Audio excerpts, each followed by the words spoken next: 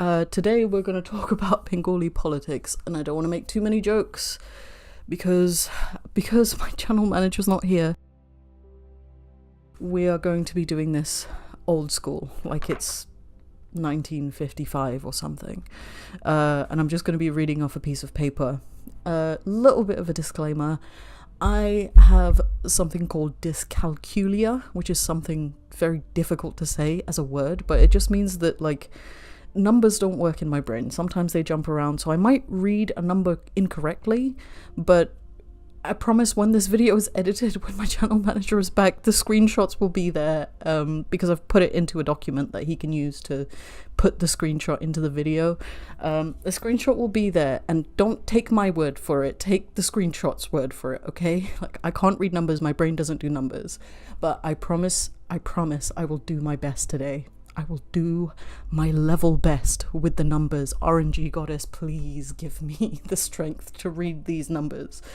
Anyway, I'm going to be using sources that are generally accepted to be, reputable sources. And we're going to get on with this because there's quite a bit to cover today. And I don't want to waste too much more of your time with waffle. We're going to start with a Human Rights Watch article. It was a world report that was posted on the 11th of January 2024, and it just gives you a little bit of context for where Bangladesh was at the start of the year. I've taken out some excerpts and I will leave all of the links and stuff in the description in the sources section if you would like to go and read them yourself. Obviously I'm only reading excerpts, but the full articles and stuff will be there on their website. So on the 11th of January, the World Report 2024 Rights Trends in Bangladesh stated that security forces carried out mass arrests of opposition members and in some cases responded to protests with excessive force. This is before the events of the current student processes. This is at the beginning of the year that they're reporting on. That presumably happened in 2023. The arrests appeared to reflect senior police officials' plans stated in leaked meeting minutes to ensure convictions of opposition members so they would be disqualified from contesting elections. The main opposition is the Bangladesh Nationalist Party, and they estimated that half of its 5 million members faced politically motivated prosecution. On September 14th of 2023, prominent human rights defenders Adilur Rahman Khan and ASM Nasiruddin Elan of the Dhaka-based rights group Adhikar were sentenced to 2 years in prison for a 2013 report on indiscriminate and excessive use of force against protesters. Also in September, the government replaced the Digital Security Act 2018, or the DSA, with the Cyber Security Act 2023, or the CSA, after facing criticism for the use of the DSA to stifle freedom of expression and suppress dissent. However, the new law retains many of the DSA's abusive elements. The country continues to host nearly 1 million Rohingya refugees amidst rising violence by armed groups and senior donor funding shortages. Bangladesh authorities have made conditions increasingly hostile in the camps, and hundreds of refugees have embarked on perilous boat journeys to seek protection elsewhere. Sorry if you can hear the pages. This is a very rudimentary, if I might say, setup. According to Bangladeshi human rights monitors, security forces have carried out over 600 enforced disappearances since 2009, while some people were later released, produced in court, or said to have died during an armed exchange with security forces. Nearly 100 people remain missing. The government has refused to take up the offer from the United Nations to help establish a specialized mechanism to investigate allegations of enforced disappearances in line with international standards. Instead, Bangladesh authorities continue to harass and intimidate victims' families. Immediately after the United States' designation of human rights sanctions against the notoriously abusive Rapid Action Battalion in 2021, some abuses dropped for a period. However, security force abuses, including enforced disappearances, appear to have resumed. Human rights monitors also have noted a disturbing rise in allegations of torture in custody.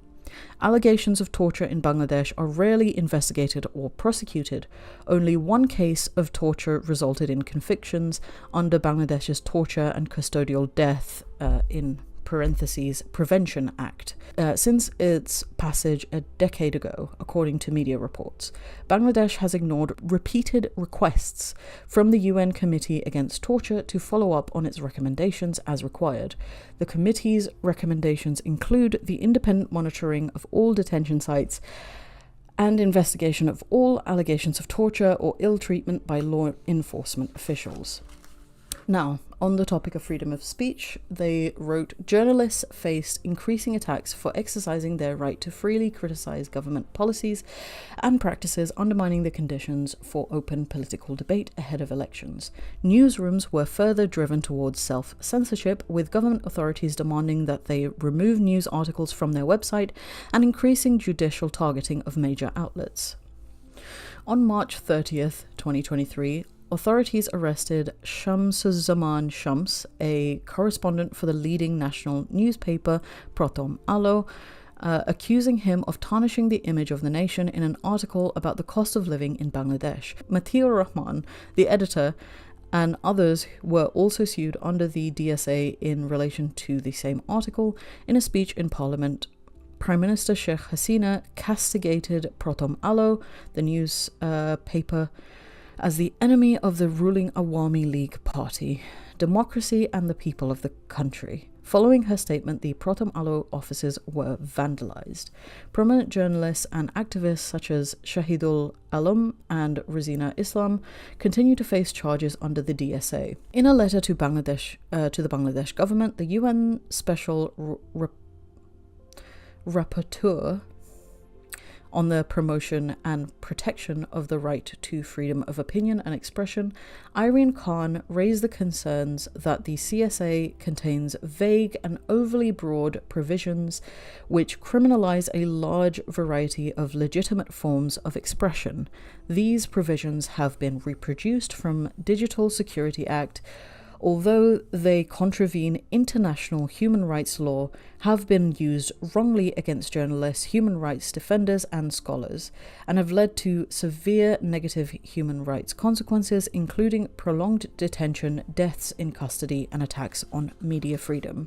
That should give you an overview of what freedom of expression and free speech is like in Bangladesh.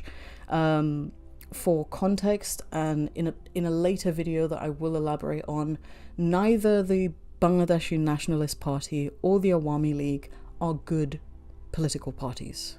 Neither of them are. They are the major parties in Bangladesh, but unfortunately both of them are just really, really bad with this kind of stuff, with censorship, with prosecuting free speech, with arresting people, torturing people probably, and all sorts of other kind of criminal acts that, you know, in the free world would be seen as just like, what the fuck are you doing?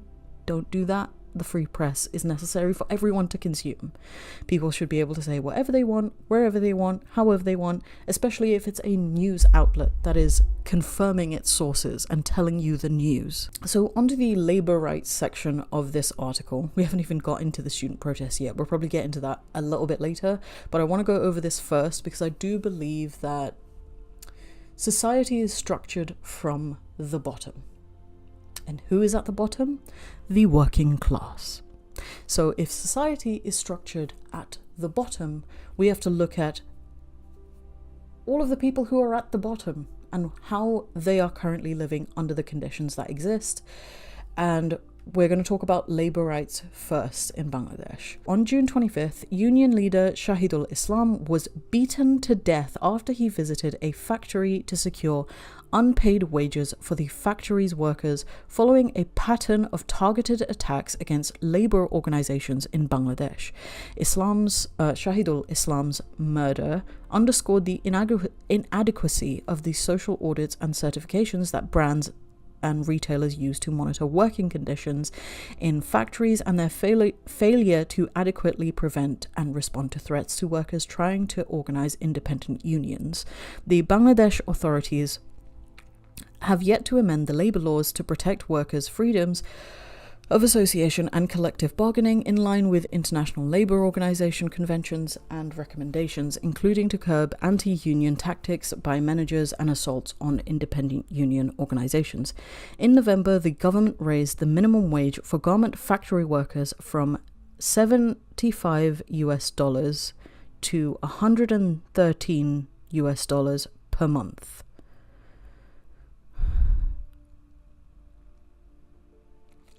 I can't even fucking fathom that.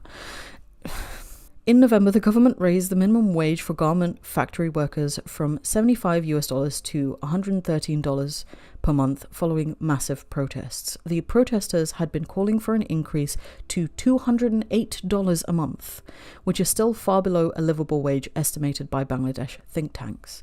Despite the high prevalence of sexual harassment at work in Bangladesh, the 2006 Labour Act does not define or effectively prevent sexual harassment at work, which is really fucking horrifying because most garment workers are women. The authorities, at least in Bangladesh, the authorities have yet to ratify the ILO Violence and Harassment Convention, in parentheses C-190, which requires comprehensive protections to end violence and harassment, including gender-based violence at work. Let's talk about women's and girls' rights.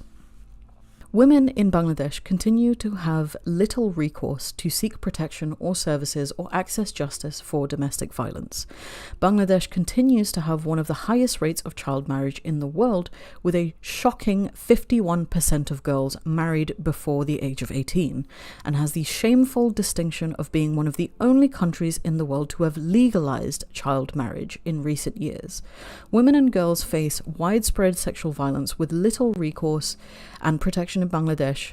It is estimated that fewer than 1% of rape cases are investigated by the police, and fewer than that 1% leads to conviction.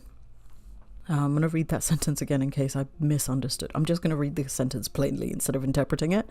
In Bangladesh, it is estimated that fewer than 1% of rape cases investigated by the police leads to conviction. That's the line. The next section is about sexual orientation and gender identity. While Bangladesh has taken important steps towards protecting hijras, authorities force them to undergo abusive medical examinations to legally recognize their gender identity. For context, in South Asia, hijra refers to an identity category for people assigned male at birth who develop a feminine gender identity.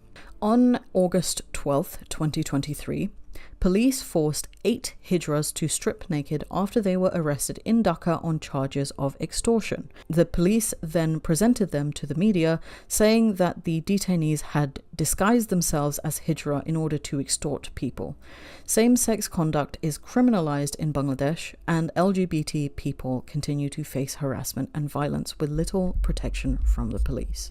Now, obviously, the question of religion definitely comes up in this, but I want to cover Islamization in terms of Bangladesh in the later video because it's a big topic, and this is already a big topic. I mainly want to focus on the circumstances of Bangladesh currently, as they currently stand, and also just cover the student protests that have been happening since the beginning of July. We've spoken about labor rights, and now we're speaking about minorities.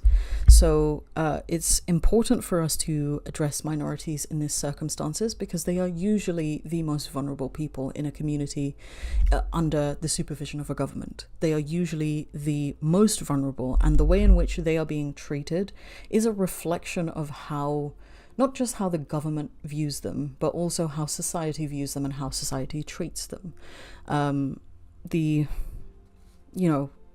If minorities in a country are being protected as well as cared for, it's quite a logical assumption that everyone above that line is being cared for. Whereas if the minorities in a country are not being cared for and their needs are not being met, they are not being recognized as people by the general populace, you can probably assume that other abuses are happening up the line.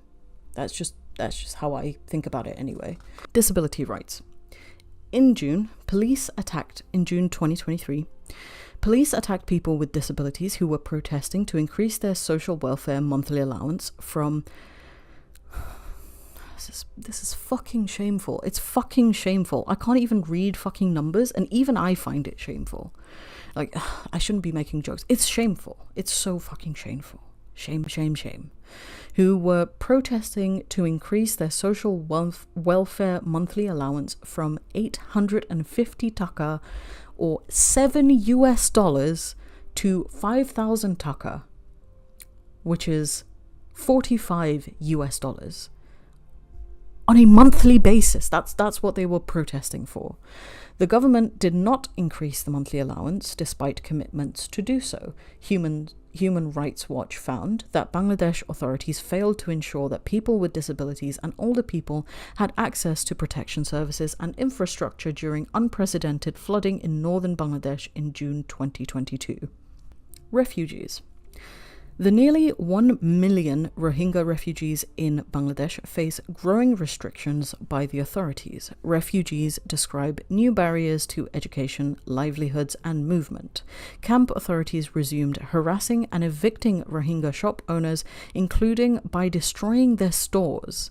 Bangladesh authorities have relocated 30,000 Rohingya to the isolated Silt island of Basan Shar, where they risk food and medicine shortages, flooding, waterborne diseases, drowning, and injuries due to cyclones and rising sea levels. Amid surging violence by armed groups and criminal gangs in the camps, Bangladesh authorities have failed to provide protection, maintain security, or prosecute those responsible. Refugees have reported facing layers of barriers to police, legal, and medical assistance. The 2023 UN Joint Response Plan for the Rohingya humanitarian crisis has received less than 1/3 of the $876 million sought in donor contributions. The funding shortfall has led the World Food Programme to cut Rohingya food rations by a third since February. They've cut it down from $12 to only $8 per month per person. Rohingya and humanitarian workers reported that the ration cuts were already having medical and social consequences. Bangladesh authorities contend that the repatriation of Rohingya is the only solution, refusing to support sustainable solutions to ensure safety, health, and livelihoods in the camps, and freedom to move outside the camps, the prerequisite for productive self-sufficiency and integration. The UN Children's Fund, UNICEF, reported that 300,000 out of the more than 400,000 refugee children were enrolled in classes teaching the Myanmar curriculum, but their education was not accredited. The government has initiated steps with the Myanmar junta. I'm unsure what that word means. The government has initiated steps with the Myanmar junta to return Rohingya to Rakhine State under a pilot project that has been marked by coercion and deception. In March, the UN High Commissioner said, "In Bangladesh, I regret the increasing incidence of political violence coupled with arbitrary arrests of political activists and ongoing harassment of human rights defenders and media personnel in the build-up to elections this year." The Human Rights Watch also released another article on the same day, 11th of January 2024, called "Bangladesh Repression, Security Force Abuses Discredit Elections." So this goes a bit into the activities of the political parties, so stay with me. The Awami League-led government of Prime Minister Sheikh Hasina arrested over 8,000 leaders and supporters of the opposition Bangladesh Nationalist Party, the BNP, ahead of elections in an overt attempt to incapacitate the competition and disqualify opposition leaders from participating. Many were allegedly disappeared when police arrested and kept them in unlawful detention for days or weeks before eventually producing them in court. According to Bangladeshi human rights monitors, Security forces have carried out more than 600 enforced disappearances since 2009.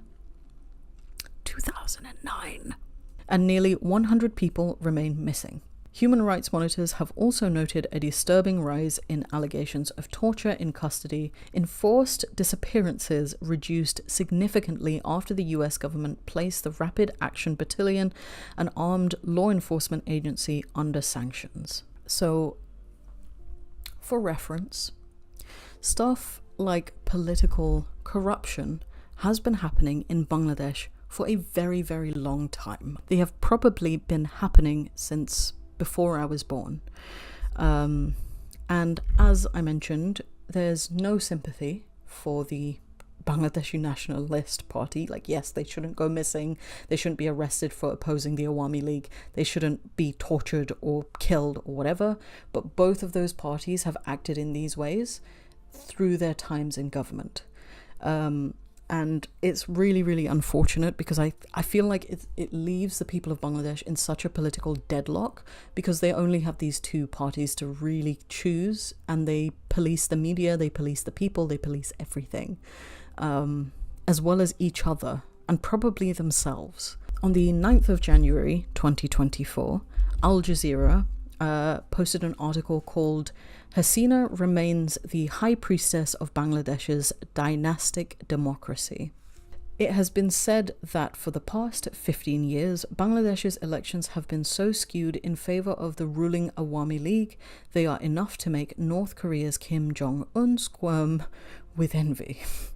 An unfair comparison perhaps, but Sunday's results, where the party led by Prime Minister Sheikh Hasina secured 222 seats out of 300, are enough to make even the most unbiased among us raise a skeptical eyebrow. More recently, on October 28th of 2023, the massive anti-government protest that turned violent signalled a resounding and systematic crackdown on dissent ahead of the elections. On that day, hundreds of thousands of opposition supporters demanded Hasina step down and the installation of a neutral caretaker government. Tens of thousands of protesters, including senior leaders, were arrested and thrown in jail following speedy trials. They included those who had not even been involved in the protests, but instead had cases against them dating back more than a decade. Authorities claim that they were cracking down on violence, but human rights groups defined that happened as a violent, autocratic crackdown ahead of the election. The road to a one-party state has been a steady one, with Sheikh Hasina, the world's longest-serving female prime minister, being placed at the helm of the country for the fourth consecutive term and for all intents and purposes unchallenged. Ironic for the daughter of the country's founding father, Sheikh Mujibur Rahman, who, along with her bitter rival, former Bangladesh National Party leader Khaleda Zia, fought so hard for years for multi-party democracy and an end to military rule. That does not downplay the BNP's own history, which I've referenced before, of oppression and attacks on democracy. During its two-term rule between 1991 and 96, as well as 2001 and 2006, it was confronted with many of the accusations currently faced by the current Awami League: corruption, human rights abuses, suppression of opposition groups, and more. With what is more, the party is tarnished with a history of being born out of a military dictatorship. It was founded by Zia's late husband, Ziaur Rahman, a army chief of staff who was president of Bangladesh from 1977 until his assassination in 1981. The BNP, or Bangladesh Nationalist Party, has in the past also joined forces with Jamaat-e-Islami, a conservative party that did not support Bangladesh's independence in 1971 and has made much headway in the ballot box. The BNP's current acting chairman, Tariq Rahman, is a convicted criminal, albeit on charges his party says are politically motivated, and living in exile in London. It is a track record that does not bode well for a party desperate to regain power. The article continues a little bit, and says the denouncements of this year's stage-managed election echo of those of 2014 and 2018. Back then, little action was taken, and once the dust had settled, Hasina was welcomed into the international fold. Admittedly, in an era where she had the support of many of her countryfolk and was credited for turning Bangladesh into one of the fastest-growing economies in the region, combating terrorism and providing shelter for more than 1 million Rohingya refugees. Now, though, times have changed, Hasina's popularity has waned, largely due to the financial hardships her people are facing, but also because little doubt is left that she has instrumentalized the state machinery to cling onto power. On May 1st of this year, 2024, Amnesty released an article called "Bangladesh Garment Workers Must Receive Rights-Based Compensation and Justice Immediately." Last month marked the 11th anniversary of the collapse of Rana Plaza, which left more than 1,100 garment workers dead and thousands injured. The collapse was preceded by a deadly fire in Tazreen Fashion's factory 5 months earlier, resulting in the death of at least 112 workers trapped by the blocked fire exits and padlocked factory premises. Both disasters in Dhaka region, caused by wholly negligent workplace monitoring, were shocking examples of business-related human rights abuses. They exposed the human cost of systemic lack of regulation of corporate activities and the desperate need for improved occupational health and safety in line with international standards on business and human rights for all workers in Bangladesh. Nadia Rahman, who is the Amnesty International's Deputy Regional Director for South Asia, said most garment workers are still fighting for decent wages in an industry that brings the most revenue to Bangladesh, and paying a heavy price for fighting for their rights. On the 2nd of May, the Middle East Monitor, and this is a little bit of an ironic article that I've included for the context of the next section of the video. Middle East Monitor published an article on the 2nd of May 2024 that is titled "Bangladesh Slams US Over Raids on Pro-Palestinian Student Protests." Bangladeshi Prime Minister Sheikh Hasina today criticized the US government over recent police raids on pro-Palestine student protests on university campuses. Hasina Begum, are you good? Before I even read the rest of the act, are you good? How can you say one thing here and then do a completely other thing in your own fucking country that you're in charge of? Anyway, Bangladeshi Prime Minister Sheikh Hasina today criticized the US government over recent police raids on pro-Palestine student protests on university campuses. US police have arrested hundreds of students this week as university campus administrators seek to repress pro-Palestinian encampments and protests. The Prime Minister questioned whether such a move was part of US democracy. The biggest thing is that 900 students and teachers have been arrested for staging pro-Palestinian demonstrations. It has happened in the US, it's part of US democracy, and we have to hear that too, she told a news conference. It is a real misfortune to listen to lectures on human rights from the US, she added. The US should take care of their human rights situation first. Hasina, shut up. This is embarrassing. On the one hand, based for saying this to the US, based, but on the other hand, your country is in the news for what your country and its police forces and military are doing to Bangladeshi students. This wasn't that long ago. This was in May you said this. It's July now. That's what? 2 months? In 2 months. Fucking disgraceful. She continued, "It is a real misfortune to listen to lectures on human rights from the US. The US should take care of their human rights situation first." Reiterating Bangladesh's firm stand for Palestine, Hasina said Dhaka is with Palestine and it will send more humanitarian support to Palestinians. What is happening in Gaza is genocidal, she said. I've just included that just to give you the exact flavour of the kind of person that runs the Awami League at the moment, who's at the head of the Awami League. That's the flavour of the kind of person she is, and we're going to take a very whiplashing U-turn into what has happened since, the beginning of July. So on 11th of July 2024, the New York Times released an article saying tens of thousands of students protest job quotas in Bangladesh's streets. Tens of thousands of students blocked the main streets of Bangladesh's capital, Dhaka, on Thursday, demanding the quotas for civil service jobs to be abolished and those jobs given to candidates on the basis of merit. The protests broke out after a Dhaka court recently reinstated quotas for government jobs, which were abolished by a government order in 2018 following another countrywide student protest. The appellate division, I think that's how you say that word, the appellate division halted the new ruling for 4 weeks on Wednesday, but did not quell the demonstrations. Due to the quota systems, talented students cannot launch important jobs where talented people are required, like teaching at primary schools. Akram Hussain, who was among the coordinators during the anti-quota movement in 2018, said in a phone interview. Mr. Hussain, the 2018 protest coordinator who attended Thursday's demonstrations in Dhaka, said the current movement this time is more organized because 6 years ago students feared attacks from the student wing of the ruling party. He added that in 2018, organizers used fake social media accounts to spread the word about marches and other gatherings while dodging the government's eyes.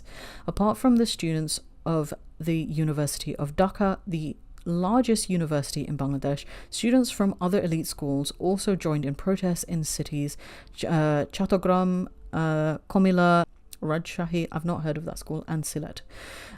Student leaders said police officers used bullets and batons to disperse protesters at the Komila University in Komila, a southeastern Bangladesh city. We want the government to call for a special parliament session and take a decision about our demand, said Sargis Alom, a coordinator of the current protest, said, his voice strained and cracking from relentless chanting. So that was the article from the New York Times. I just want to read out some headlines now, just so you can get a generalized view from reliable media sources of what's going on in Bangladesh. So Al Jazeera reported in an article titled "Dozens Wounded as Bangladesh Students Protest Government Job Quotas," and that was published 3 days ago. The New York Times released another article 2 days ago saying Bangladesh deploys border force to try to quell student protests. The border force. A day ago, Al Jazeera published an article titled "Police Fire Tear Gas as Bangladesh Protests Against Job Quotas Rage." And those are some of the articles that have come out in recent times, like in the last few days.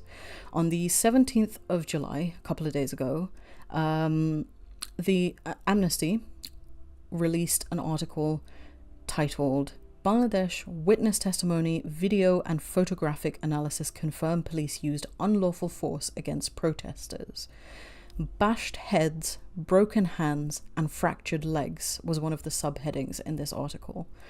Eyewitnesses that Amnesty International spoke with said that the protests were entirely peaceful before individuals from the BCL, or the Bangladesh Chhatra League, a group affiliated with the ruling party, the Awami League, started attacking them on 15th July.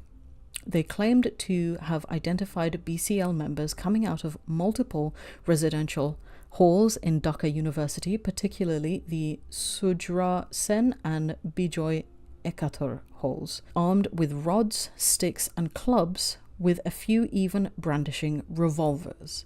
The description of the violence against protesters is consistent with the previously documented reports by Amnesty International in 2023.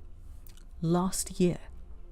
The violence now is consistent with the violence present at the protests last year. Amit, whose name has been changed for the purposes of the article, a protester who came under attack in the Dhaka University campus, said, "We had nothing in our hands, we only had placards and flags. They started throwing bricks at us and then with iron rods. They did not discriminate between man or woman. They kicked women in their breasts, in their stomachs and on their heads." Amnesty International has verified videos of students being attacked on the street and inside hospitals, which corroborate the witness accounts. Another subheading in this article says, "The state launched the Chhatra League against us. A video verified by Amnesty International shows men waving their weapons while attempting to enter the Dhaka Medical College Hospital, the DMCH, on 15th July. Rima, name also changed for the purposes of the article, a master's student at Dhaka University, was one of the protesters who came under a second round of attacks at the DMCH where they were seeking treatment for their injuries. She said the police were there in the hospital, yet the BCL came into the emergency department and started attacking us again. The state launched the Shatra League against us. Every time we rise up, be it the protests of 2018 or 2023, it is used as a force to crush us. As a student of Dhaka University, I expected my university's proctorial authority to ensure my safety. We were in front of the registrar building, and I saw some of the university's officials watching from above. We were trying to escape, but the office buildings were locked up. We pleaded to be let in, but no one opened the doors. It is not just failure. This is complicity in the BCL's violence. Another subheading in this article: his white shirt had been completely drenched in blood. Witnesses shared that a 22-year-old first-year student at Dhaka University was found lying on the street while vomiting incessantly and struggling to breathe. His white shirt had become completely drenched in blood. The witness said, we recovered his phone from his pocket, which was completely smashed into pieces. Imagine the kind of force it needs to break a phone into pieces while it's inside someone's pocket. Abu Sayed, a 25-year-old student, was killed in the northwestern city of Rangpur in 2 videos verified by Amnesty International. At least 2 police officers discharge 12-gauge shotguns directly towards him from across the street. Sayed clutches his chest on impact as officers fire at least 2 more times. Amnesty International used satellite imagery to geolocate the positions of Sayed and the police officers and found that they were at a distance of about 15 meters during the shooting.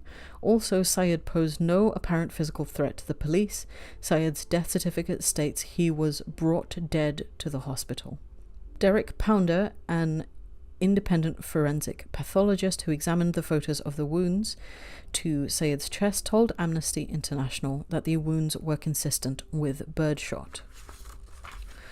This was a seemingly intentional, unprovoked attack on an individual posing no threat to police officers using ammunition designed for hunting, which is extremely dangerous and unlawful for use in the policing of protests, says Takbir Huda. Also, in a statement, Bangladeshi authorities must fully respect people's right to freedom of peaceful assembly in line with its commitments under international law and its own constitution and protect peaceful protesters from further harm. Amnesty International considers the use of birdshot to be absolutely inappropriate and it should never be used in the policing of protest. Shotgun-fired cartridges containing metal pellets, including birdshot or buckshot designed for hunting, can penetrate the skin, causing serious injury. Their use has been associated with deaths and multiple cases of blinding in Egypt, India, and Iran. We urgently call on the government of Bangladesh to rehabilitate all those injured and ensure they receive proper medical treatment. The authorities must also ensure that all those engaged in the attacks on peaceful protesters are held to account and that impartial, independent, and swift investigation is conducted against these attackers, as well as the police officers who have directly perpetrated or failed to prevent such breaches of the law, said Takbir Huda. A few more article headings. I'm becoming very exhausted because this is insane levels of political injustice. I'm becoming extremely exhausted because this is about my country, this is about my people. I don't even really know what to say at this point in the video. I'm going to read some article headings and then maybe we can just have a little bit of a chat at the end. Bangladesh Quota protests updates. Students vow shut down as 19 killed. Al Jazeera article. AP News article. 19 more die in Bangladesh clashes as student protesters try to impose a complete shutdown. This happened 22 hours ago as of today, the 19th of July. Bangladesh internet goes dark as widening protests kill 39. That one's from Bloomberg. It's war now.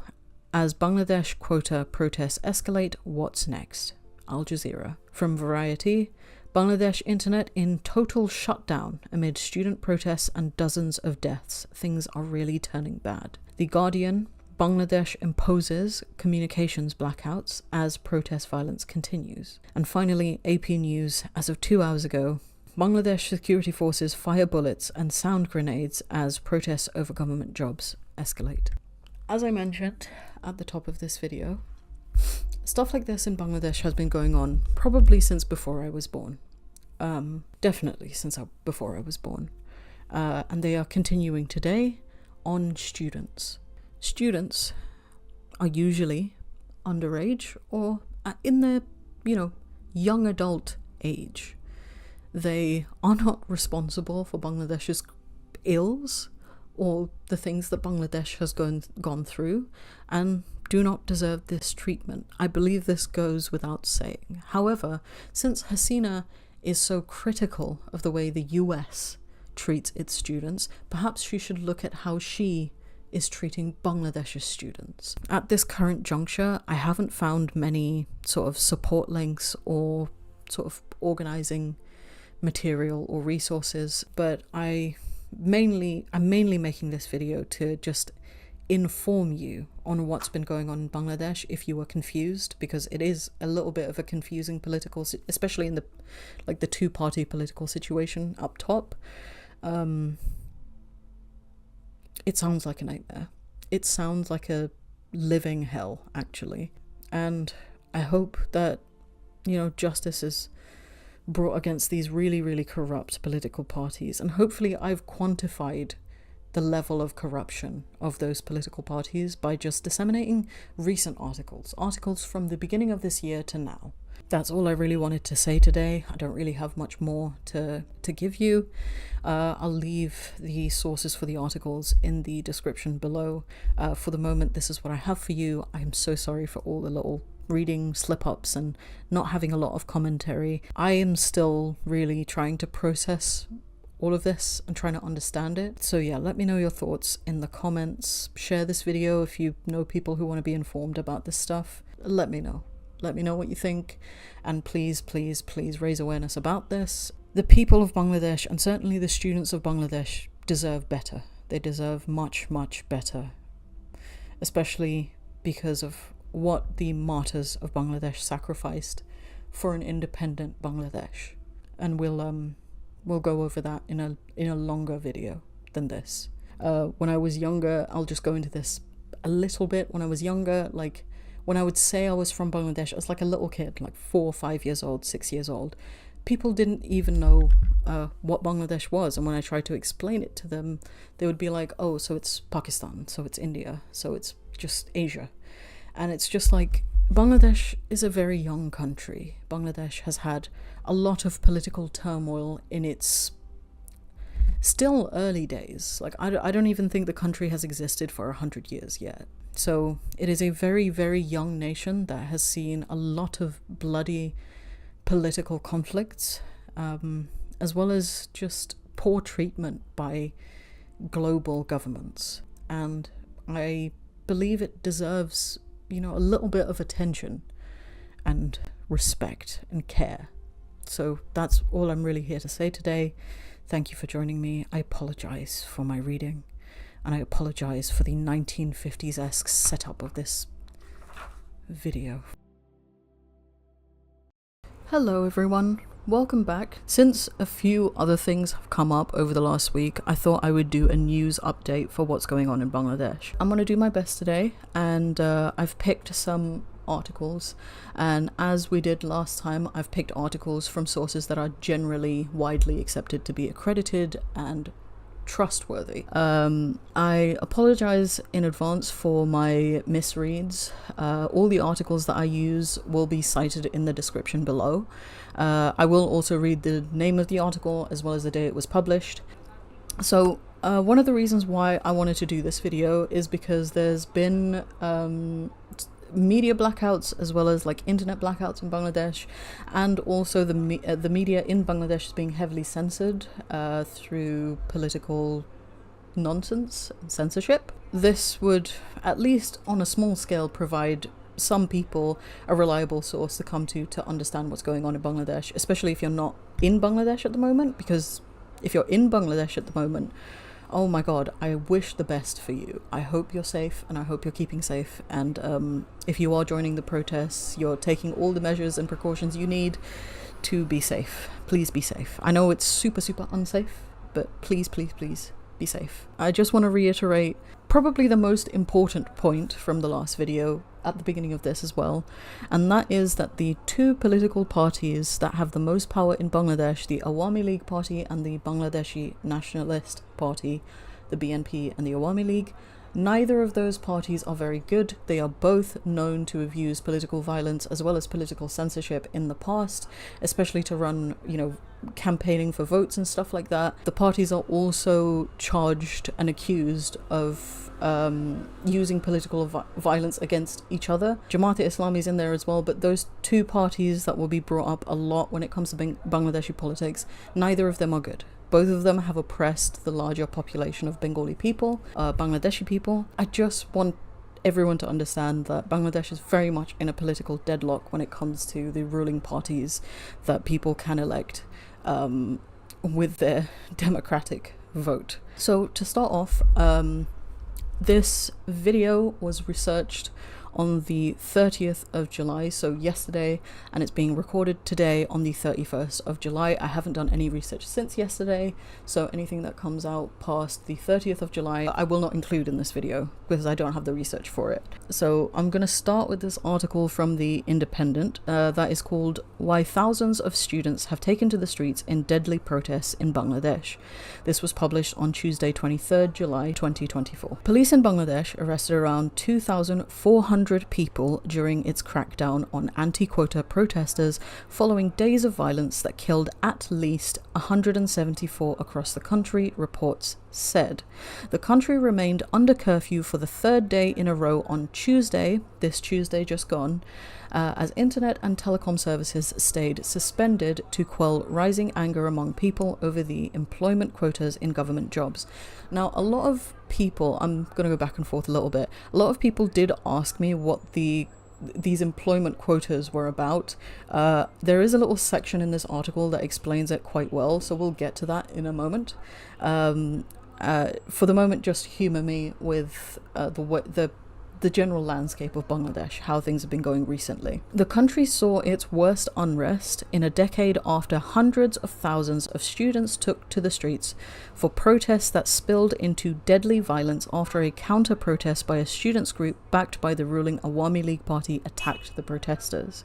Local reports suggested that the death toll could be much higher, but a communication blackout has prevented information from trickling out of the embattled nation. The situation was mostly calm in the capital Dhaka on Tuesday and most major cities for a second day after the Supreme Court ordered the controversial quota system for the government jobs to be scaled back. We'll also go into a little more depth about that in a moment. However, the security situation was still not entirely under control, the army chief who toured the capital by helicopter on Tuesday morning told reporters. Prime Minister Sheikh Hasina's government was set to formally accept the court ruling to cut quotas for government jobs. The protesters have given an ultimatum of 48 hours to the government for their demands to be met. The students' group have put up 8 demands, including a public apology to them from Miss Hasina and the reopening of university campuses shut when the violence began. These demands we'll go over towards the end of this video because I have a list of them, but it's in the final article that I've used in this. One of the last ones. So stick around. I will go into depth about that. A UAE court, this is happening in UAE. This was like insane when I heard about this. A UAE court sentenced 57 Bangladeshi nationals to prison for staging demonstrations in the Gulf country in solidarity with student protesters back home. 3 of them were sentenced to life in prison, 53 to 10 years each, and 1 to 11 years for gathering and It's so I'm having such a hard time reading this. So 3 of these 57 protesters were sentenced to life in prison. 53 of them were sentenced to 10 years each, and 1 of them was sentenced to 11 years for gathering and inciting riots, according to a state news agency. UAE is a sus country. I don't know why anyone stands by UAE or like talks about it like it's such a like forward-thinking modern nation that does everything right. Like, it's 57 people were arrested and charged and sentenced to prison for, you know, varying amounts of time. Some of them were sent to life in prison for protesting.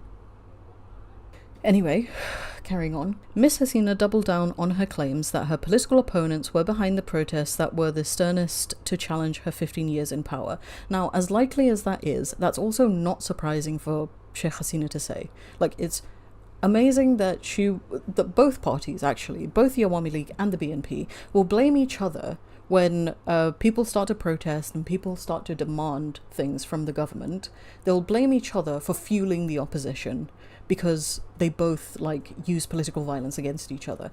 I don't know what the deal is, but it's not a politically healthy situation for these two parties to continue doing this. I really don't get it. As international condemnation poured in, she said she was forced to impose a curfew for public safety. I never wanted it, she said on Monday in a meeting in Dhaka. We will lift the curfew whenever the situation gets better.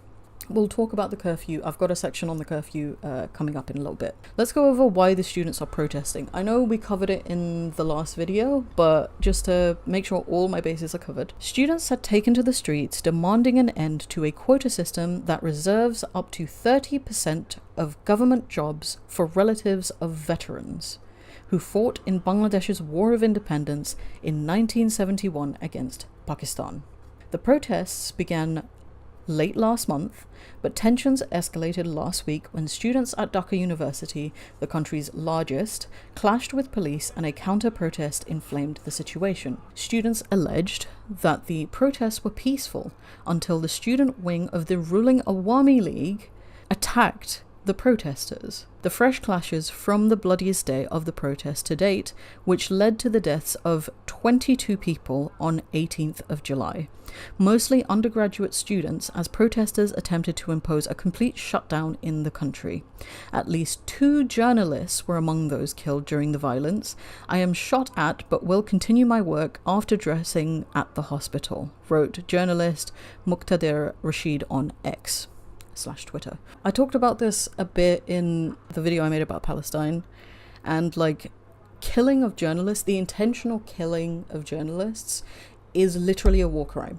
Whoever is responsible for the deaths of these journalists, if they are funded or backed by either of these political parties, the BNP or the Awami League, most likely the Awami League because they were using the Shatra League, the Bangladeshi Shatra League, to like attack students as well. If it's found that this is in connection to either of those political parties, you've committed war crimes. Just stop it. Just stop it. Let's talk a little bit about the Supreme Court order that I mentioned before earlier in this article. So on Sunday, the Sunday just gone, the Supreme Court ordered that 93% of government jobs would be allocated on merit and 5% would be for veterans who served in the war.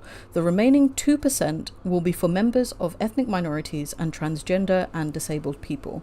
The decision was a partial win for the students after representatives from both sides met late on Friday to discuss a resolution. Law Minister Anisul Haq had said the government was open to discussing their demands. So, to give a little bit of context, Ms. Hasina's government had halted the job quotas following mass student protests in 2018.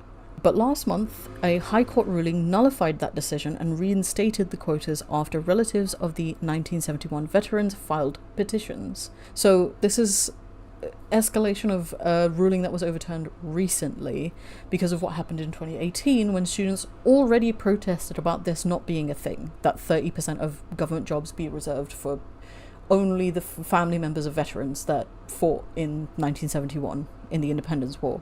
However, the court order was unlikely to quell the opposition-backed protest, which was fueled by the rise in inequality and unemployment at a time when Bangladesh's economy continues to suffer. At least 4 protest coordinators told the BBC that they planned to continue their action until they secured the release of some detained student leaders and the restoration of internet and other cellular services. The judgment of the Supreme Court seems unclear to us. There is no clear-cut solution for all types of quotas, said Abdul Qadir. After hearing about the Supreme Court order, what has happened so far?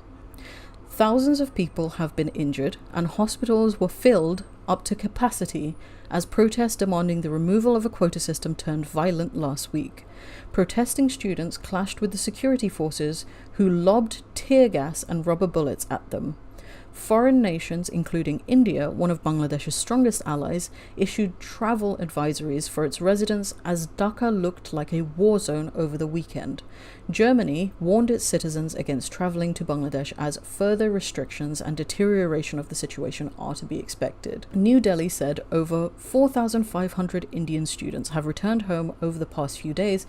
It has also said 500 Nepalese students and 38 from Bhutan had arrived in the country. On Tuesday, Malaysia became the largest nation to evacuate citizens from the South Asian country, with the Foreign Ministry saying a flight bringing them home was set to arrive in Kuala Lumpur, the capital. The government declared Monday a public holiday to encourage people to stay at home, with only emergency services allowed to operate. A shoot-on-sight order was also in place, along with the curfew, giving security forces the authority to fire on mobs in extreme cases, said lawmaker Obaidul Qadir, the General Secretary of the ruling Awami League Party. The government has decided to impose a curfew and deploy the military in aid of the civilian authorities, a government spokesperson said late on Friday. How is imposing a curfew and deploying the military in service of the civilians in your country when largely the military is responsible for all these injuries and deaths? Like, I don't get it. Truly don't understand. This is just something else that happened. Major government websites, including of the central bank and the Prime Minister's office, appeared to have been targeted by hackers, a group which called itself the Resistance. Operation Hunt Down Stop Killing Students. It is said in identical messages on both sites seen on Friday, adding in bright red font, "It's not a protest anymore, it's a war now." Most television news channels in Bangladesh were off the air last week after thousands of protesters stormed the headquarters of the state broadcaster BTV, vandalized furniture, smashed windows, and set fire to parts of the building. What is the quota system? A good question. A question that a lot of people have asked me. As well as reserving nearly a third of government jobs for family members of veterans of the 1971 War of Independence, the quota system also reserves government jobs for women, disabled people, and members of ethnic minorities. However, students have mainly protested against jobs reserved for veterans' families, which they claim benefits mostly supporters of Miss Hasina, whose Awami League Party led the independence movement. So the Awami League Party were the ones to lead the independence war and declare Bangladesh as an independent country, which is probably why there's such a kerfuffle about it, because a lot of bizarre language has been used to sort of demonize the protesters and the students, when the students especially have nothing to do with the 1971 independence war. Like, they are babies. I'm sorry, I'm 29, but I know a lot of students who are under 18, just slightly over that hill, just about 21, 22, 23, something like this. They are babies. They weren't involved in the 1971 War of Independence, and honestly, the war wounds from that time shouldn't really be brought up as a sticking point to students who are upset that they can't get employed into good jobs. It just seems not that relevant to what the students are protesting about. The protesters have called on the government to abolish the quota for being discriminatory against the students struggling amid high unemployment in a country where some 32 million young people are not in work or education. Even though job opportunities have grown in some parts of the private sector, many people prefer government jobs because they are seen as more stable and more lucrative. We have to look out for ourselves and our future generations. We need jobs in this country. We are already suffering from the lack of it, said Alam Rashid, a student from Dhaka. We have invited the government to have a conversation with us multiple times. Instead, she, Sheikh Hasina, just unleashed her police force on us, he told The Independent. Miss Hasina is the daughter of Sheikh Mujibur Rahman, the man who led Bangladesh to independence. She has defended the quota system, saying that veterans deserve the highest respect for their contributions in the war, regardless of their political affiliation. She previously labelled those opposing the quota system as Razakar or Rajakar, or volunteers, a term used for those who allegedly collaborated with the Pakistani army during the 1971 war. Miss Hasina was forced to call in the army to maintain order as paramilitary and police failed to curtail the violence. According to reports, rights groups have accused the police of using brute force against the protesters after bullet injuries were found on the body of a 25-year-old university student this week. Backed by the opposition, Bangladesh Nationalist Party, the BNP, the students have so far refused to back down. We were protesting peacefully until we were attacked by the goons. It is our right to continue protesting. It is embedded in the history of this country, and we shall continue to do so for our right. A Dhaka University student who did not want to be named for fear of persecution told The Independent. The Awami League and the BNP have often accused each other of fueling political chaos and violence, which is I brought this up earlier. Most recently, ahead of the country's national election, which was marred by a crackdown on several opposition figures, while Hasina's government accused the party of attempting to disrupt the vote. I urge all freedom-loving citizens of Bangladesh to stand beside the ongoing movement, said Tariq Rahman, the chair of BNP. Please take Tariq Rahman's words with a pinch of salt. He's not really that much better than Sheikh Hasina. Like, he really isn't. I'm going to read what he said anyway, but just to put in my own opinion, please take whatever he says just with a grain of salt, because the BNP is not much better than the Awami League. Don't. Sheikh Hasina must resign for conducting a mass murder, killing hundreds of brave souls, our brothers, sisters and children in the last 6 days and many more in the past. She must be put on trial for committing crimes against humanity, he added. I wouldn't throw stones from glass houses, Tariq. You literally live in the UK because of the criminal convictions you carry from what you did in Bangladesh, from what your party has done in Bangladesh. So I would not cast stones from a glass house. Earlier in the week, the government suspended university classes indefinitely and asked students to vacate the dorms immediately. What is unfolding in Bangladesh is deeply unsettling for a generation that only asked for a fair opportunity in public service recruitment. That a peaceful protest against a state policy would slip into the peak of lawlessness shows the government's lack of far-sightedness and inefficient policy governance, said Saad Hamidi, policy and advocacy manager at the Canada-based Balsillie School of International Affairs. The internet shutdown makes matters worse. Local news sites are inaccessible and people in the country are left incommunicado with the rest of the world, all in the pretext of conducting sweeping operations by the state that have often resulted in serious human rights violations, he told the Associated Press, or the AP. The US and the UN have raised concerns about the ongoing protests and have called for restraint from all sides. Next up, we have an article from Al Jazeera that was published on 21st July 2024, titled How Peaceful Bangladesh Quota Protests Morphed into Nationwide Unrest. Curfew and Crackdown. As violence escalated, the government imposed a curfew from Friday at midnight for an indefinite period, with intermittent gaps of 2 hours so that people could stock up on essentials. The government also deployed the army in order to prevent the violence from spreading amid accusations of excessive use of force by the police against protesters. The police are doing too much damage to the civilian population, so guess what? We're going to summon the army to quell that. Soldiers were seen patrolling different city points and other districts on Saturday. But defying curfew, thousands of protesters, both students and non-students, took to the streets on Saturday with processions, blocked roads and highways, and torched tires and planks of wood across the country and in different parts of the capital. You see how that decision escalated everything so much more because you summoned the fucking army? Rezaul Karim Roni, a journalist and the editor of the monthly magazine Joban, told Al Jazeera an overwhelming majority of protesters from the area where he lives in Dhaka were non-students. The protest, he said, is no longer confined within students, as general people have joined them spontaneously. As there is pent-up anger among the common people under the autocratic regime of Sheikh Hasina, people have taken these student-led protests as a platform to express their dissatisfaction.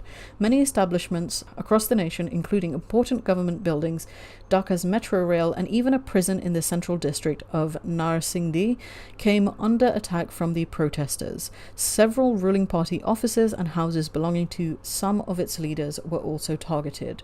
State Minister for Information Mohammed A. Arafat told Al Jazeera that the protest has been hijacked by vested interest. Students, he said, were fighting for legitimate demands of quota reform. More than 50% of government jobs are reserved in the South Asian nation of 170 million. Protesters have been demanding the abolition of a 30% quota for the descendants of 1971 independence war veterans as job growth has stagnated.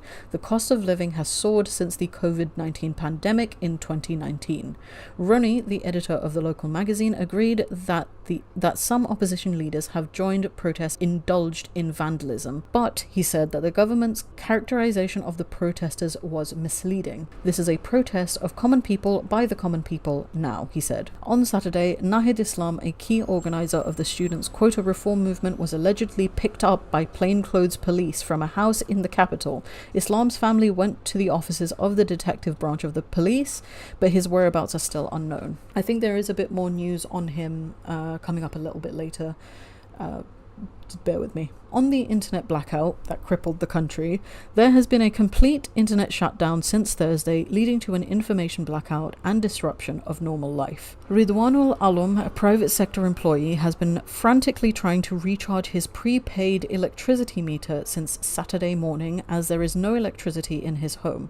Alum first tried bCash, a mobile financial service, to pay the bill, but it didn't work as there was no internet. His attempt to withdraw cash from an ATM was also unsuccessful. I do not know what to do. My home has no electricity amid an internet shutdown, he told Al Jazeera on Sunday. Economic activities have also been completely halted. The customs house of Chattogram Port, which handles over 80% of the country's exports and imports, has not been able to clear any container for the past 40 hours. Journalists are relentlessly trying to secure ways to gather and file news. Muqtadir Rashid, a journalist from the digital portal Bangla Outlook, told Al Jazeera that enforcing the internet blackout is akin to crime now. It's like the government is robbing the people's right to know, he said. This is a must in any democracy. Couldn't agree more. The next article is a Reuters article that was published on 22nd July, titled Bangladesh PM Hasina blames opposition for violence, curfew to remain. It's infuriating. Sheikh Hasina is infuriating. Almost everything she says inflames the Bangladeshi population. She really should not be in power anymore. I think her time has run out, to be honest. But let's get into this. Her comments came a day after the South Asian country's top court agreed to scrap most quotas in a ruling on Sunday. Hasina, age 76, won a fourth straight term in power in January in a national election boycotted by the main opposition party. Why, as the BNP, would you boycott the vote? How was that ever meant to work? Maybe I'm misunderstanding something here, but how was that ever meant to not put Hasina in power when you're the only other political party that has significant power in Bangladesh? I don't get it. I don't understand how these political parties do their dealings. Is it a game? Are they in on it together? Who fucking knows? It doesn't make any sense. When arson terrorism started, the protesting students said that they were not involved in it, Hasina said in an address to business leaders in the capital Dhaka, her first comment since her government ordered a curfew late on Friday. We were forced to impose a curfew to protect the lives and property of the civilians. I never wanted it, she said. We will lift the curfew whenever the situation gets better. Hasina blamed the main opposition, Bangladesh Nationalist Party, and the Jamaat-e-Islami Party and its student wing for the violence that started last week. The parties did not immediately respond to requests for comment, but critics, including the BNP, have previously accused Hasina of authoritarianism, human rights violations, and crackdowns on freedom of speech and dissent, charges her government denies. Of course they would. Why wouldn't they deny that?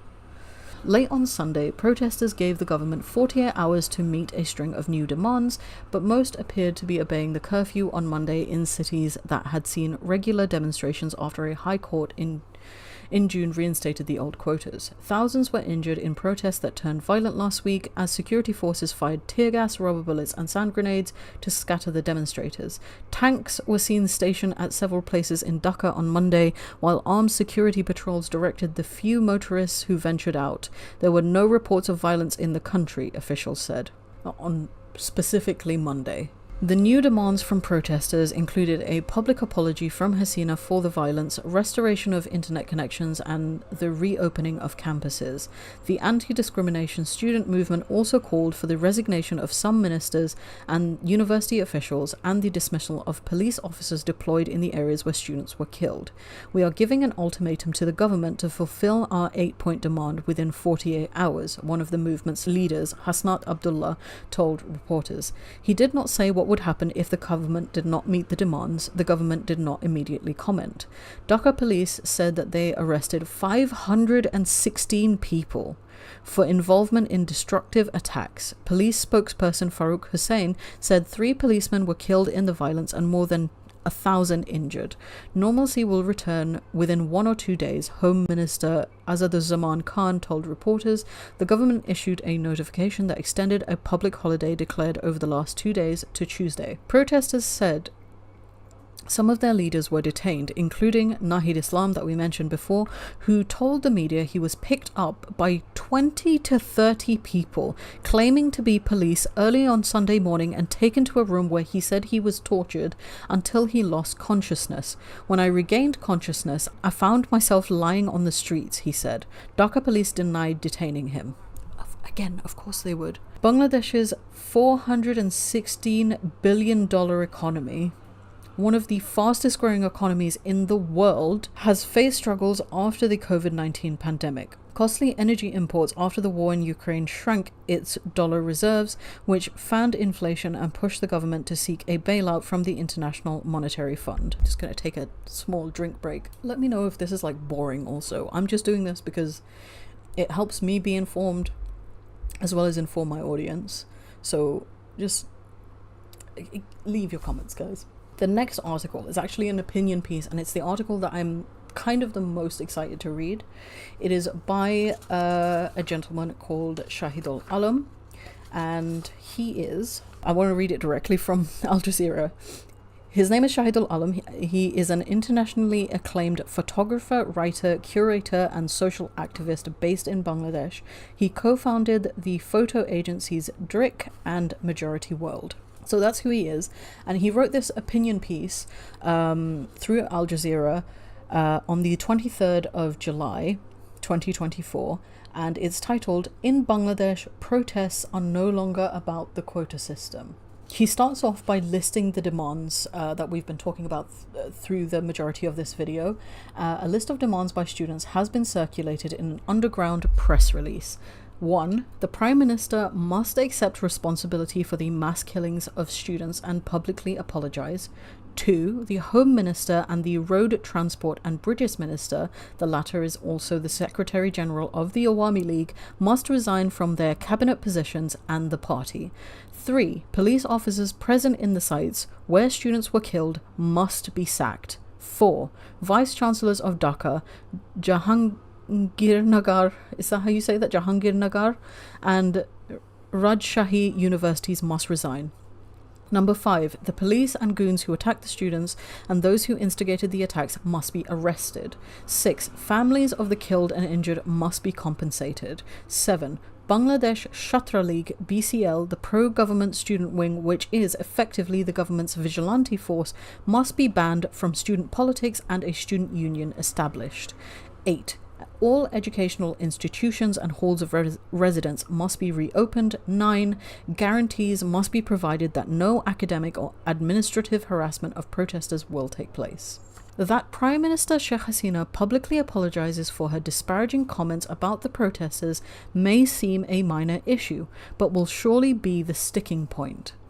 This Prime Minister is not the apologizing kind, regardless of what she does, regardless of the allegations that she has rigged elections, regardless of the fact that corruption has been at an all-time high during her tenure, regardless of the fact that more than 100 students and other protesters have been murdered by her goons and the security forces, regardless of the fact that she has deemed all those who oppose her views to be Razakars, collaborators of the Pakistani occupation army in 1971. There is certainly not anyone in the negotiating camp who would have the temerity to even suggest such a course for the Prime Minister. There is a Bangla saying, "You only have one head on your neck." The ministers do the heavy lifting. They control the muscles in the streets and manage things when resistance brews. The ministers are high-ups in the party, and apart from the difficulty of finding suitable replacements, discarding them would send out the wrong message within the party. Vice-chancellors and proctors having to resign is an easy one. These are discardable minions. The perks are attractive, and there are many to fill the ranks. The police being dumped is not as easy, as they provide some of the muscle, but friendly fire does take place. Compensation is not an issue. State coffers are there to be pillaged, and public funds being dispensed at party behest is a common enough practice. The demand to ban BCL and associated student organizations in Dhaka I can't say that word, Jahangirnagar and Rajshahi universities is a sticking point, as they are the ones who keep the student body in check and are the party Quota called upon when there is any sign of rebellion. It is a vigilante group that can kill, kidnap or disappear at party command. For a government that lacks legitimacy, these are the foot soldiers who terrorize and are essential parts of the coercive machinery. Educational institutions being reopened is an issue. Students have traditionally been initiators of protests. With such simmering discontent, this would be dangerous, particularly if the local muscle power was clipped. The return of independent thinking is something all tyrants fear. The cessation of harassment is easy to implement on paper. It is difficult to prove and can be done at many levels. Removing the official charges will leave all unofficial modes intact. Of all these demands, the apology is the least innocuous, but perhaps the most significant. It will dent the aura of invincibility the tyrant exudes. She has never apologized for anything. Not for her father, Sheikh Mujibur Rahman, setting up the Rakhi Bahini, the paramilitary force which rained terror on the country, not his setting up of Baksal, the one-party system where all other parties and all newspapers except the 4 approved ones were banned, not the numerous extrajudicial killings and disappearances and the liturgy of corruption by people in her patronage during her own tenure. An apology to protesting students, while simple, would be a chink in her armor she would be loath to reveal. Ironically, her father and the Awami League led the resistance against the Pakistani army during the genocide of 1971. The revolutionaries have now become our new occupiers. They insist Bangladesh is still a democracy. But now, the body count is impossible to verify. I try to piece things together from as many first-hand reports as I can. Many of the bodies have a single, precisely targeted bullet hole. Pellets are aimed at the eyes. International news, out of touch as the internet has been shut down and mobile connectivity severely throttled, says deaths are more than 100. Those monitoring feel that these numbers are a significant underestimate of the dead and missing. Government news report even fewer. Staff at city hospitals are less tight-lipped and can give reasonably accurate figures, but not all bodies go to hospital morgues. An older hospital in Dhaka did report more than 200 bodies being brought in. The injured who died on the way to the hospital are not generally admitted. Families prefer to take the body home rather than hand them over to the police. Bodies are also being disappeared. Police and post-mortem reports, when available, fail to mention bullet wounds. The body of my former student Priyo was among the missing ones, and we were eventually able to locate him. A friend took him back to his home in Rangpur to be buried. Constant monitoring and checking by activists resulted in the bullet wound being mentioned in his case, though a deliberate mistake in his name in the hospital's release order that was overseen by a police officer attempted to complicate things. Fortunately, it was rectified in the nick of time. Getting the news out has become extremely difficult. This piece is going out through a complicated route. I have deleted all digital traces to protect the intermediaries.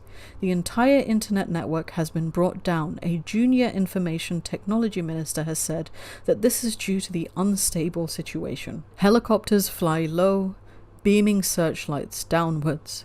There have been reports of shots fired at people.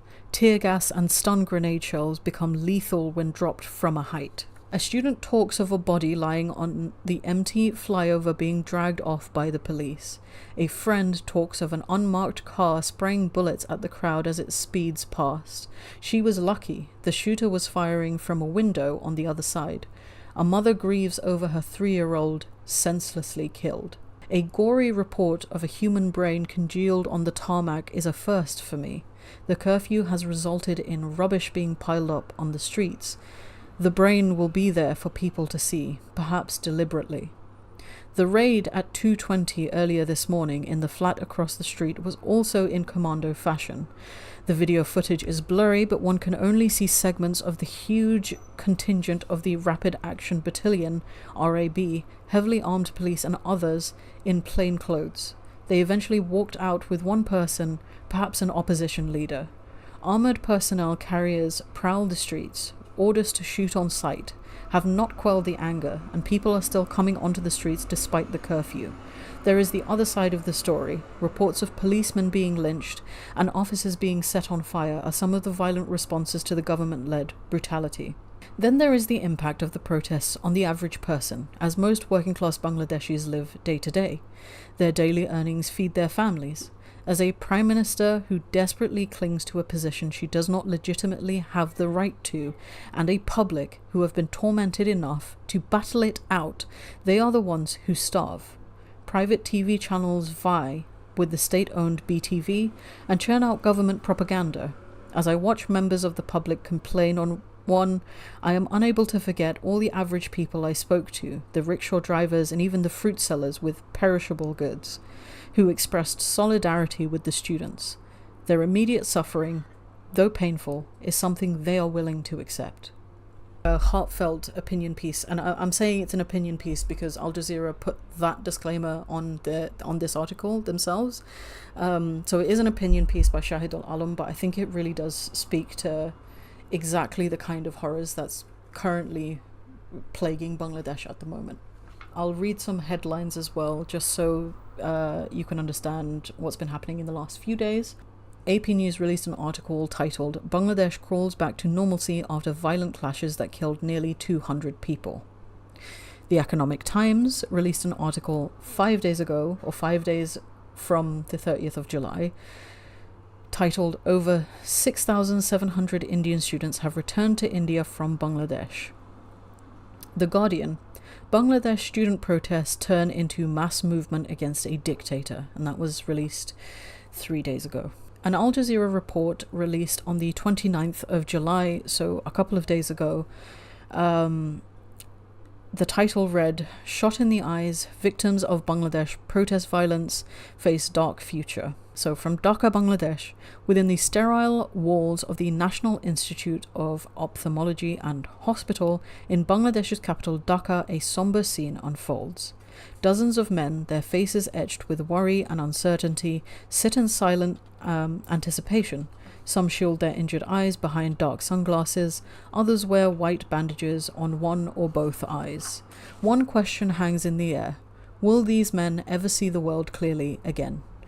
They are the victims of pellet injuries, both survivors and reminders of the deadly clashes between protesters seeking job quota reforms and the security forces of Bangladesh that engulfed the nation of 170 million people for nearly 2 weeks this month.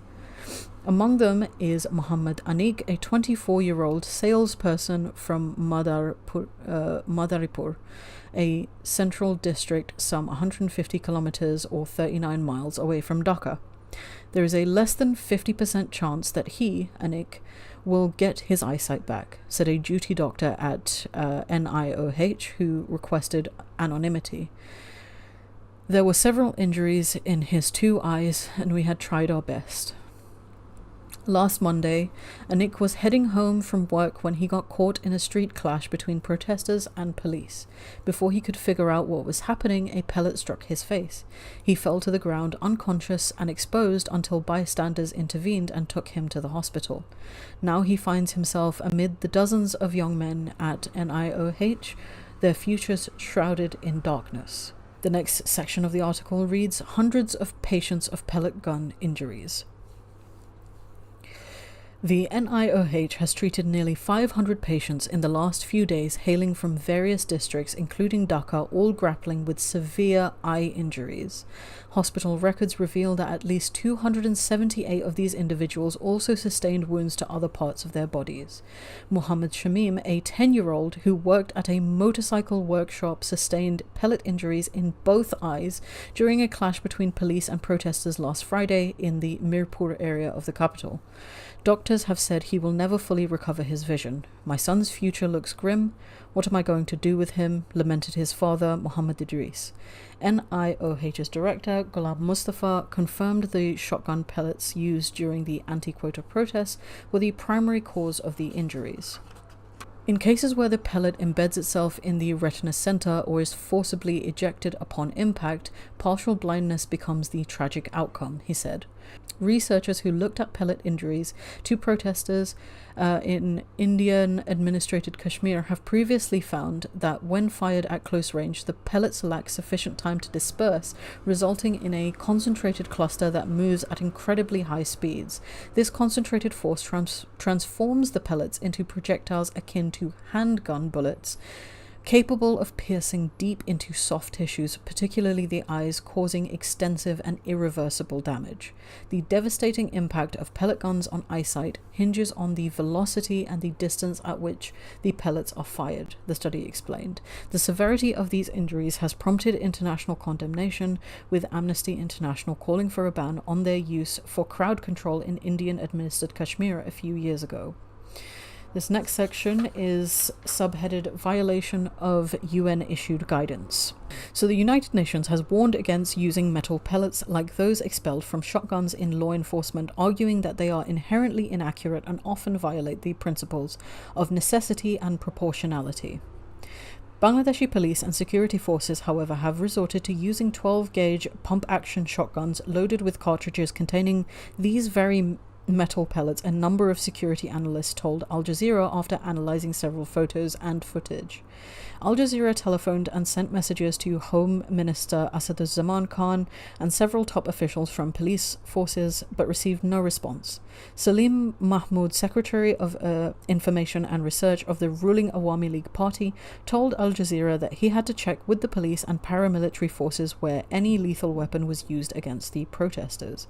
Meanwhile, the US-based Human Rights Watch has accused Bangladesh's security forces of using excessive force during the protests. The findings reveal that the use of live ammunition, tear gas, stun grenades, rubber bullets, and shotgun pellets to disperse demonstrators. Amnesty International has also raised similar concerns. Those who sustained eye injuries during the recent anti-quota protests, along with their families, claim that the police used indiscriminate force, firing at them without restraint. Rakibul Ahsan from the Southern District of Barisal was part of the protests. A fourth-year statistics student at BM College, Ahsan was on the streets with his classmates last Tuesday when he was shot in both eyes. Doctors have not assured him of a full recovery. We were protesting for a legitimate cause and we were shot at for it. There is no justice here, Ahsan lamented. Suman Mia, a mason from Madaripur who shared a hospital ward with the salesman Anik, was also struck by a pellet in his right eye. But unlike Ahsan and like Anik, he was not involved in the agitation against the government. He was simply heading home from work. Despite a surgery, doctors couldn't save the eye. His vision is lost. My brother wasn't involved in any protests. Why was he shot? Who will be held accountable for this? His sister, Lipi Akhtar, asked. Headline from Bloomberg a day ago says that shutdowns may cost Bangladesh $10 billion, industry group says. Amnesty International published an article 22 hours ago. Bangladesh, end punitive mass arrests and arbitrary detention of student leaders and protesters. The New York Times released 29 minutes ago. Bangladesh accuses tens of thousands of crimes in sweep to break protesters. That's all my news for this week. Things in Bangladesh have certainly escalated since I last covered the topic. I'm hoping that there aren't further media and internet blackouts, because that will probably make the situation way more dangerous. I'm very perturbed to hear that military are just roaming the streets. I don't really know what to say. If you have experiences of your own, of course, only do this if you are safe.